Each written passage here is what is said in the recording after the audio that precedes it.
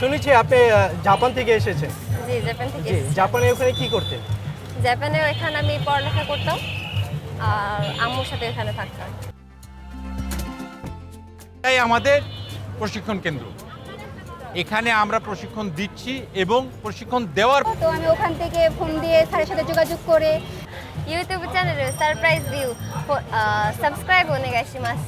আসসালামু আলাইকুম, সারপ্রাইজ ভিউতে স্বাগত জানাচ্ছি। আমি এখন চলে এসেছি স্ট্রিট ফুড খেতে। এটি জাগো মানুষ নিরাপদ খানা তারা আয়োজন করেছে এই স্ট্রিট ফুড।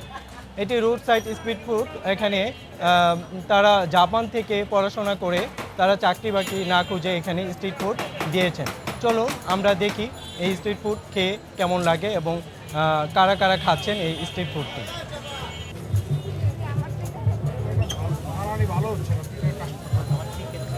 তেল আগে থেকে দিছেন? তেল দিয়ে করবেন না, তেল পরে দিবেন।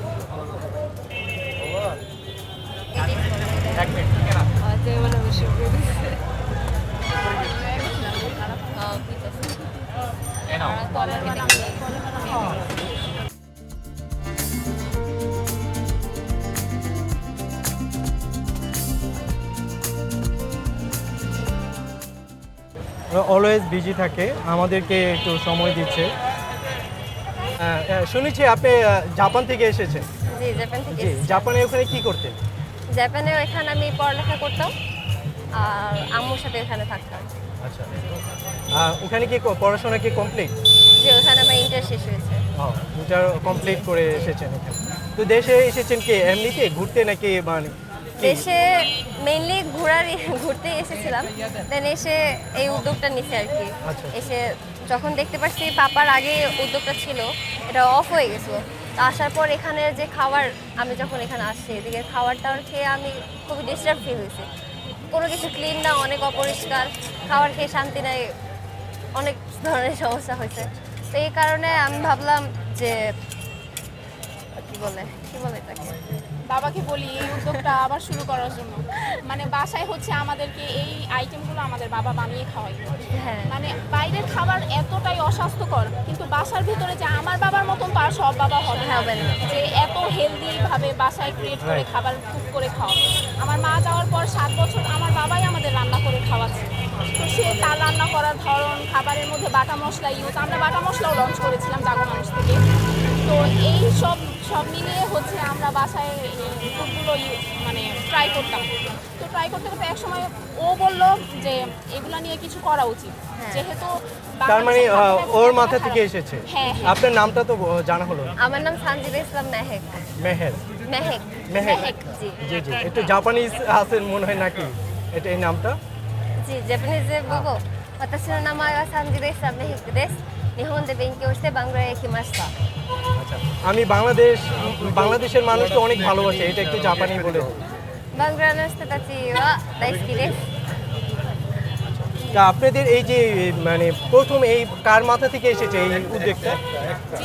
প্রথম কার মাথা থেকে এসেছে এই বাবার হাতের রান্না যখন খেতে পারছি আমি অনেকটা জাপানের ফিল পাচ্ছিলাম, খুবই পরিষ্কার আর খুবই গুছিয়ে সে রান্নাটা করে। হ্যাঁ, তো এই কারণে আমি ভাবছি যে রান্না তো জাপানের পাচ্ছি, জাপানের পাচ্ছি, এই কারণে অ্যাকচুয়ালি ফিল করছে ওইটাই বলবো। তো মানে পাপার রান্না থেকে আমি জাপানের অনেকটা ফিল পাইছি। তো আমি এই কারণে বলছি যে জাপানের ফিল পাচ্ছি, জাপানের মতোই তোমার রান্নার সব দিক দিয়ে তুমি গুছানো আছো। তো আমরা এই খাবারটা বাহিরে কেন নিয়ে আসি না? বাংলাদেশের মানুষেরও আরও উন্নত হওয়া উচিত, আরও ভালো পরিমাণের খাবার খাওয়া উচিত। বাহিরে খাচ্ছে সবাই স্ট্রিট ফুডের মধ্যে কী আছে না আছে কেউ কিছু জানতেছে না। আমাদের বাসায় যেভাবে বানানো হচ্ছে খুবই ক্লিনভাবে, খুবই পরিষ্কারভাবে বানায় তারপর নিয়ে আসতে হচ্ছে। তো আই গেস এই খাবারটা সবাই খাওয়া উচিত। এখানে কি জাপানি কোনো ফুড আছে? জাপানি এই স্যুপ নুডলসটা পুরোটাই হচ্ছে কি জাপানিজ জাপানি। রেসিপি। আচ্ছা, ওখানে কি কেমন ওখানে ফুডগুলো কেমন ওখানকার? ওইখানে স্ট্রিট ফুড মানে মেইনলি স্ট্রিট ফুড সম্বন্ধে জানতে ওইখানে চাচ্ছি। মেইনলি সবচেয়ে প্রথম যে জিনিসটা ওটা হচ্ছে সব খাবার প্রচুর ক্লিন, কোনো নোংরা যাতে কিছু হবে না। যেমন বাংলাদেশে আমরা বাইরে খাচ্ছি, ওইখানে যে পানিটা ইউজ করতেছে ওইটা মিনারেল পানি কিনা সেটাও আমরা জানি না, বাট আমরা খাচ্ছি ঠিকই। তো ওইটা থেকে ওটা থেকে মানে দেখেছেন আপনি? হ্যাঁ, আমি নিজেও উৎসাহ ট্রাই পেয়েছেন করছি, ওগুলো? খুবই ডিস্টার্ব একটা ফিল হয়। আচ্ছা, আচ্ছা আচ্ছা, ওখানে মানে ওখানের ফুডগুলো দেখে আপনি মানে অনুপ্রাণিত হয়েছেন? জি। আচ্ছা আচ্ছা, ওখানে কেমন মানে স্ট্রিট ফুডগুলা মানে কেমন, মানে মানে কেমন খায় যারা খাচ্ছে, তারা কি মানে স্ট্রিট ফুডগুলো কেমন চলে ওখানে? ওইখানে স্ট্রিট ফুডই সব থেকে বেশি চলে। টোকিও, আমি তো চিবাতে থাকতাম, টোকিওতে আমার পাশে। টোকিওতে স্ট্রিট ফুড ছাড়া কিছু নেই, স্ট্রিট ফুডটাই মেন ওইদিকে। তো ওইদিকে জায়গায় জায়গায় স্ট্রিট ফুড, বাট সব পরিচ্ছন্ন, মানে খুবই পরিষ্কারভাবে ওরা করে। জি। আমি ভাবছি ওনারটা দেওয়া হয়ে গেছে। কাটা। আচ্ছা, আমার চ্যানেলটা সাবস্ক্রাইব করে দিবেন। এটা মানে বলেন যে সারপ্রাইজ ভিউ, আমার চ্যানেলটার নাম surprise view. Surprise surprise view, view. হ্যাঁ, সারপ্রাইজ ভিউকে সাবস্ক্রাইব করে দিবেন। এটা একটু জাপানিসে বলেন। আচ্ছা, YouTube channel surprise view subscribe ওনেগাইশিমাসু।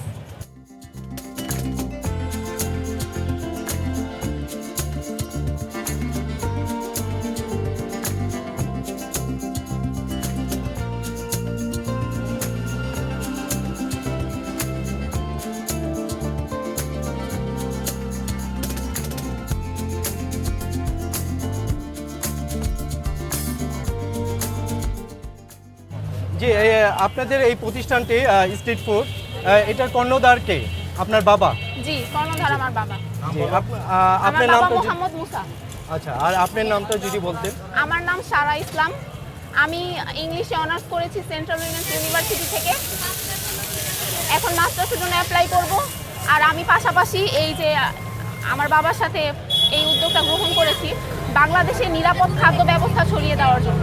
এটা হচ্ছে আমাদের প্রথম লক্ষ্য। দ্বিতীয় লক্ষ্য হচ্ছে আমরা যারা স্টুডেন্টরা প্লাস অন্যান্য বেকাররা ঘরে বসে আছি, কোনো কাজ পাচ্ছি না, কর্ম পাচ্ছি না, বাসায় হতাশ হয়ে বসে রয়েছি, তাদের উদ্দেশ্যে আমার বলার আছে যে আপনারা ঘরে বসে না থেকে কিছু না কিছু করার চেষ্টা করুন। আর নিজে থেকে কিছু না করতে পারলেও জাগো মানুষের সাথে জড়িয়ে যান। জাগো মানুষ আপনাদের জন্য, আপনাদের বেকারত্ব দূর করার জন্য এই কর্মসংস্থানের ব্যবস্থা করেছে। আমাদের উদ্দেশ্য ও লক্ষ্য হচ্ছে বাংলাদেশের নিরাপদ খানা, মানে স্বাস্থ্যসম্মত খাবার ছড়িয়ে দেওয়া। বাংলাদেশের খাদ্য ব্যবস্থা এতটাই বাজে যে বাংলাদেশের কোনো বয়সের ছেলে মেয়ে খাদ্যের সাথে নিরাপদ না। তো আমাদের উদ্দেশ্য হচ্ছে তারা এই খাদ্য গ্রহণ করুক, তারা নিরাপদভাবে তাদের জীবনযাপন করুক, আর হচ্ছে ঘরে বেকার না বসে থাকুক। পড়াশোনার পাশাপাশি, অন্যান্য চাকরির পাশাপাশি এই 4 ঘন্টা সময় দিয়ে তারা একটা হ্যান্ডসাম ইনকাম হাতে পকেটে নিয়ে বাসায় যেতে পারবে। এটাই আমাদের লক্ষ্য। আশা করি আপনারা বুঝতে পারবেন, জাগো মানুষকে সাপোর্ট করবেন, নিজের জন্য কিছু করবেন, পরিবারের জন্য কোনো উদ্যোগ গ্রহণ করবেন, এটাই আমাদের লক্ষ্য। ধন্যবাদ সবাই। কেমন সাড়া পাচ্ছেন? কেমন সাড়া পাচ্ছি? আলহামদুলিল্লাহ, মাশাআল্লাহ, খুব ভালো সাড়া পাচ্ছি। আমাদের কিছু ভিডিও সোশ্যাল মিডিয়ায় এসেছে, ভাইরাল হচ্ছে, সেগুলো এত মানুষ আমাদেরকে সাপোর্ট দিচ্ছে। আমি খুবই হ্যাপি ফিল করতেছি। আর আমি এই কাজের সাথে এটাকে আরও বড় করার জন্য, আরও ব্রডলি এটার ডেভেলপমেন্ট করার জন্য আমি খুবই এক্সাইটেড। আশা করি আপনারা সবাই সাপোর্ট করবেন। থ্যাঙ্কস এ লট। এইভাবে প্রতিদিন সন্ধ্যায় স্ট্রিট ফুড খেতে এসে ভিড় করে ফুড লাভার লোকজন। আমাদের চ্যানেলটি সাবস্ক্রাইব করে দিবেন, লাইক কমেন্ট করবেন, ভিডিওটি বেশি বেশি শেয়ার করবেন। যারা তরুণ উদ্যোগ নিতে চাচ্ছেন তারা যেন ভিডিওটি দেখে উৎসাহ পায়। হ্যাঁ, এটা তো ডোসা না? এটা ডোসা, এটা সফট ডোসা। সফট ডোসা। ডোসা 2 প্যাটার্নের হয়, একটা ক্রিসপি ডোসা যেটা বড় হয় ইন্ডিয়ান, এটা সফট ডোসা। অর্থাৎ এটা খেতে খুব সুস্বাদু এবং এটাতে সময় বেশি লাগে না। হ্যাঁ, এটার উপাদান হলো বাদাম, চাল, 3 প্রকারের ডাল। তাহলে পুষ্টি চলে আসছে এখানে। একটা ডোসা একটা বাচ্চা যদি খায় তাহলে তার ভিতরে পুষ্টিটা চলে আসে। আর আমরা 3 প্রকারের সস রাখছি, যেটা শাক দিয়ে সস করছি আমরা, কিন্তু এই তরুণ প্রজন্ম সস বেশি পছন্দ করে। একটা রাখছে পটেটো সস, আর একটা আছে আলু, বাদাম, বুট, নারিকেল দিয়ে একটা সস। 3টা সস, যার যেটা পছন্দ সে খেতে পারে।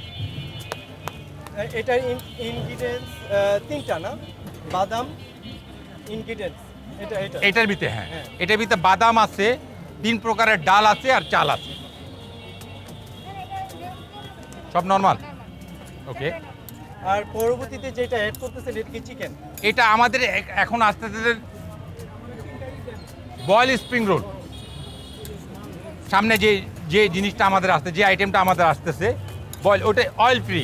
মানে আমরা কোনো আইটেমের ভিতরে আমরা এটার ভিতরে যে সামান্য একটা তেল দিচ্ছি সেটাকে তাওয়াকে ব্যালেন্স করার জন্য, প্রোডাক্টের জন্য না, হ্যাঁ, নাহলে তাওয়া স্লিপ করবে না।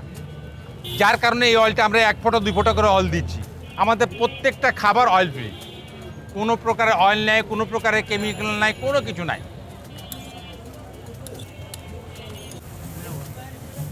যে কাজকে ছোট করে দেখা যাবে না। এডুকেশন আলাদা, কাজ আলাদা। এডুকেশন একটা মানুষের জীবনে বাধ্যতামূলক, আর কাজ ওইটাই একটা মানুষের জীবনে বাধ্যতামূলক। কাজ না করলে সে তার উন্নয়ন ঘটাতে পারবে না। হ্যাঁ, পোশাকের উন্নয়ন, আমাদের গেটআপের উন্নয়ন, আমাদের চাল চলন উন্নয়ন, এটা উন্নয়ন না। উন্নয়ন হলো যেটা আমাদের মানসিক উন্নয়ন। হ্যাঁ, আমরা এখন বিশ্বের সাথে তাল মিলিয়ে যদি আমাদের এগোতে হয় তা আমাদেরকে কাজ করতে হবে। আর কাজ করার জন্য তরুণ প্রজন্ম, আমরা তো এখন রিটায়ারমেন্টের জায়গা চলে গেছি, এরা কাজ করতে, এদেরকে উৎসাহিত কিভাবে করতে হবে আমাদের। আর এই কাজগুলো হচ্ছে অনেস্টির কাজ। যখন তৃণমূল থেকে, রোড সাইড থেকে একটা মানুষ, একটা স্টুডেন্ট যখন কাজ শিখে তার ক্যারিয়ারটা শুরু করবে, ও বুঝবে যে কাজ কাকে বলে, ভবিষ্যৎ কাকে বলে, অনেস্টি কাকে বলে।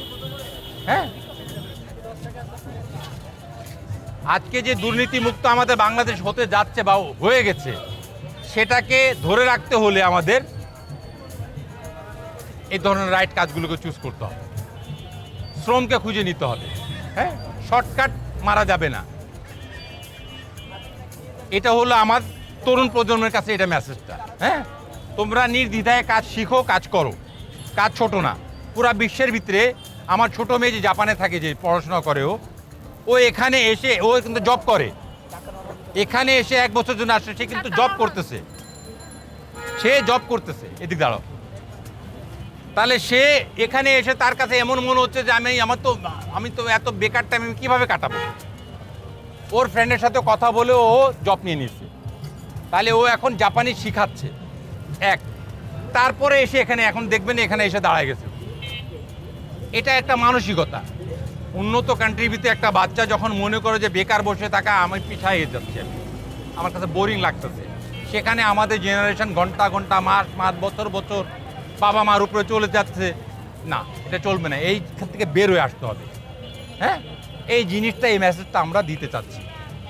আমার 2টা বাচ্চা, 2টা মেয়ে, এই সব ধরনের মেয়েরা যখন কাজ করবে আমাদের বিভিন্ন ব্রাঞ্চে, তখন এই মেসেজ পুরো বিশ্বের কাছে চলে যাবে, বাংলাদেশের কাছে। আর বাংলাদেশের তরুণরা সব ঝাঁপিয়ে পড়বে, যেভাবে দেশ স্বাধীন করার জন্য ঝাঁপাইছে, এভাবে নিরাপদ খাদ্য এবং কর্মের জন্য ঝাঁপাবে। আশা করি আমি বুঝাইতে পারবো।